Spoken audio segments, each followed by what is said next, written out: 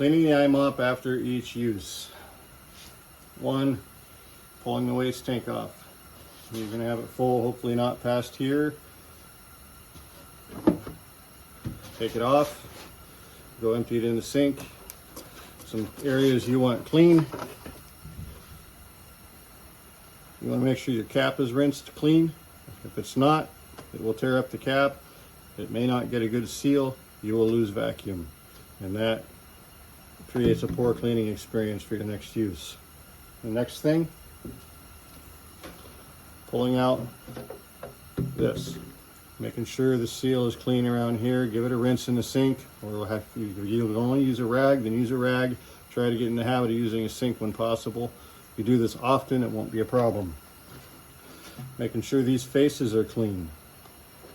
If all you did is dump this in the sink and didn't take time to do an extra rinse or two, it's going to dry up in there. It's going to get very nasty inside very quick. So you want to make sure you put a little bit more water in there, swish it around, give it a few empties, get it nice and clean. It only takes an extra moment, and this thing is going to be a lot less stinky and a lot more pleasant to work with over time.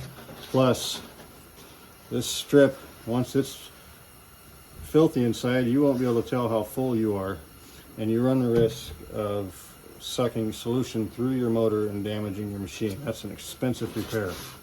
So after doing that, put that back in, put the cap back on. The waste tank is done. Make sure the bottom is clean. Give it a rinse, give it a wipe if you need to. Pop off the freshwater tank. Not much to be said about that other than making sure the bottom stays clean. Here, below this plate is your circuit boards, your pumps, your motor, all the important expensive stuff is in here. This right here and these screw holes can leak. This right here can leak, so we don't want water living up here. We don't want water coming down like this. So if you're seeing that, it's possible you're letting your waste tank get too full, or you got too much foam going on inside your tank. Maybe some defoamer might help.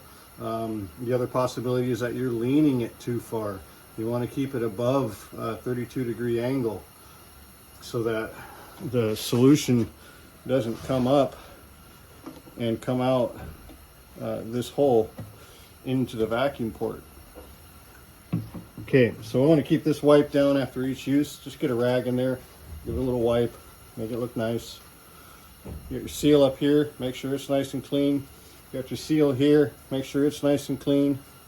This guy right here, if it's looking nasty, full of hair and full of grit, it's possible you're not vacuuming well enough before you are running your I-mop. You don't want to be pulling that kind of grit in here. Make sure you vacuum really well before you I-mop.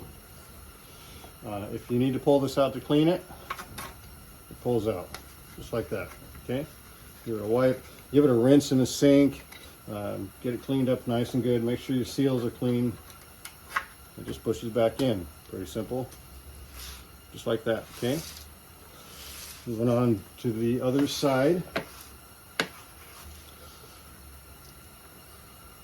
Let's start with the squeegee here. So we got the wheels here. If you're not cleaning your floor well before you are I-mopping, you're going to get a lot of hair built up in here. It's going to plug these wheels so they can't turn, and you will wear a flat spot in the wheel. It will not work right. You'll have to replace the wheel. That can be expensive too. Squeegees. Making sure, so let's pop this thing off. Point, point, point. So that making sure you're clean on the inside, making sure your port is clean, making sure it's clean to look at through here, and you don't have a bunch of debris hung up in here. If that's not cleaned, if it's not getting, then the debris dries back into place, and when you go to use it next time, it's going to be a streaky, problematic mess. So always keep your squeegee as clean as possible. Take the time to do that, and you won't be disappointed. These seals right here, they lock into here. Pull it out straight and pull it out gently. If you tear that seal, you will lose vacuum through there, and that will add to the loss of your bottom cleaning line while you are running. Making sure that's decent. Pop that on. Snap back in place. Take your wheels off. Your brushes, I mean.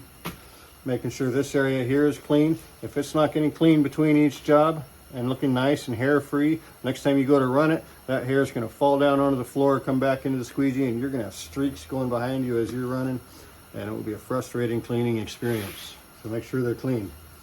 Put your wheels back on, or your brushes back on. Put your brush tank back on. Put your waste tank back on. You can snap your batteries back on.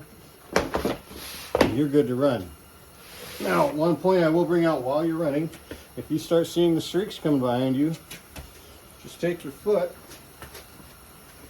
lift it as you're moving forward, and it'll leave the hair that's clogging up the squeegee, it'll leave it behind. And then you just take your rag and wipe that off, put it back in your pocket there, and keep going. That's the way to keeping that streak-free finish. Exterior wipe of the deck. Just give it a nice quick wipe each job so it looks decent. That way stuff's not drying on there. We got high pH cleaners. We got a lot of different types of surfactants we're running through that are hard on this type of equipment if you let it dry on there or stay on there too long. So make sure we're giving it a quick wipe. It takes about 5 minutes to clean this machine up after we run it. So, and it makes such a difference for the longevity of the machine and the performance of the machine on the next job.